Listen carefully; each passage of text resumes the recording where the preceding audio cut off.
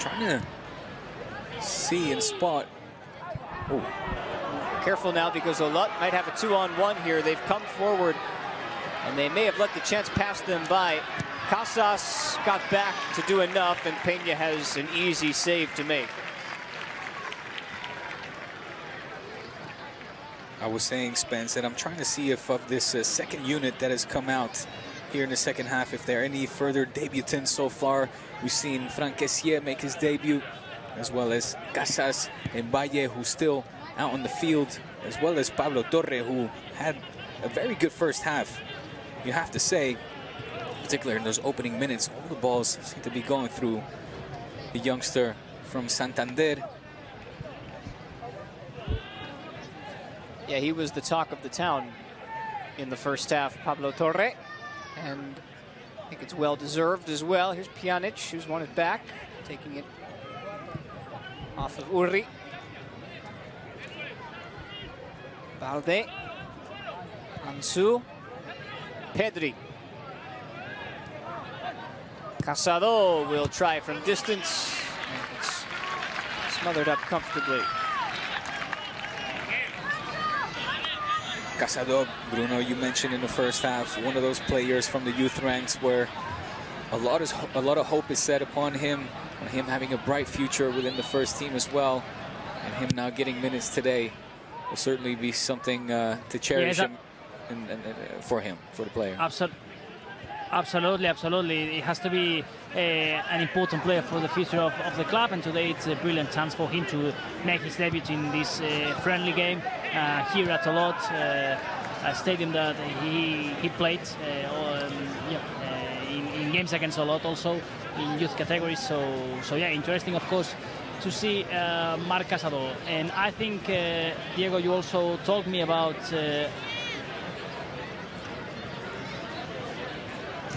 sounds like we may have lost Bruno for just a moment, but when we get him back, have him finish up his thought. When you talk about Marc Casado and him playing along the right-hand side tonight is typically not what we're used to seeing with him. When he plays within the youth ranks, he is a straightaway number 6, and an excellent one at that. So this is somewhat new territory for him. Hola. And Bruno, we've got you. We got you. I don't think Bruno can hear us, so we'll have to wait for him to come back. We are expected to play a full 90. We'll see exactly how that plays out once we get closer to 9 o'clock, based on what Bruno was telling us earlier.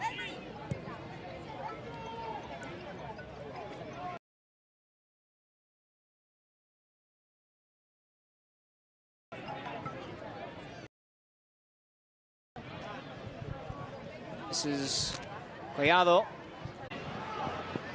It's a team in Olot who played in the 5th tier of Spanish last season after what was a strange reshuffling of the deck. They finished 3 points back of automatic promotion last year. But their second place finish in their group earned them not only a promotion playoff spot, but the opportunity to compete in this year's Copa del Rey. And they've come forward once again, dangerously. Defending from Aranda, and in the end, Peña claims it. See if we can check back in with Bruno once again. Bruno, can you hear us? Yes, guys, now I think everything is okay. And so, yeah, we have been talking, of course, about, I was explaining about Marc Casado, and I think Diego early on also, in a previous question also, we were commenting about, the physical change of Pedri, Ansu, all these players that, of course, have enjoyed some good time to, focus on the physical aspect that sometimes is difficult during the season to focus there with so many matches every week. But now the team seems to be growing a lot also physically. This big effort in pre-season to arrive in form, and as also we have been mentioning, it's going to be a unique year in terms of playing the World Cup in the middle of the season, and it's going to be, no one knows exactly how it's going to work, how the teams are going to perform. Before, after, there's lots of questions, and we will have to see at the end of the season how everything ends. A season that will end late this year, 10th June, with the Champions League final. Collado's been busy on the right-hand side, and he's won Barca a corner.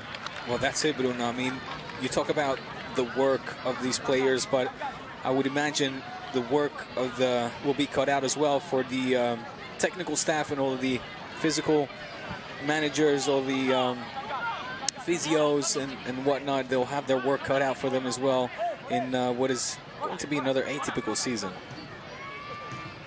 Taken short. Absolutely, and for all football lovers, it's a fantastic year. Non-stop football since now until mid-June. Collado tries to get a shot away, and they'll try it once again from the same spot. Well, how many times have we not seen Collado do that little cut into the middle, firing off the very dangerous left foot of his? Collado out on loan to Granada. Sent in by Pjanic. Somewhat harmlessly to Batalla. Of course, in the second half, the two most important names as it relates to Barca's plans for the upcoming season are Pedri and Ansu. Everybody else is also playing for their own various roles within the club. B team as well. Balde, who was one of those players who got some playing time in the first half of the season. Yep. You talk about the first half, Spence, the Jordi Alba-like crosses. Well, that's certainly something that Alex Balde can do, and we expect him to do. Last season, he extended his contract and his commitment with Football Club Barcelona till 2026, if I'm not mistaken. So still plenty of Balde left for Barca. Pedri's been running circles around this Olot defense so far.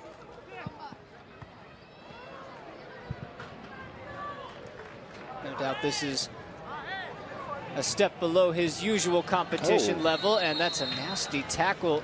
The second one we've seen from Olot's number 18, and Casado is once again slightly shaken. Yeah, the referee wouldn't blame him if he did take out a yellow card. Things getting a little chippy there, as 3 substitutions will be made for the home side. And we're doing our best to give you what we can. We've got Gerard Batalla, who's coming in. That is the other Batalla. Urri will check out. There is Batalla.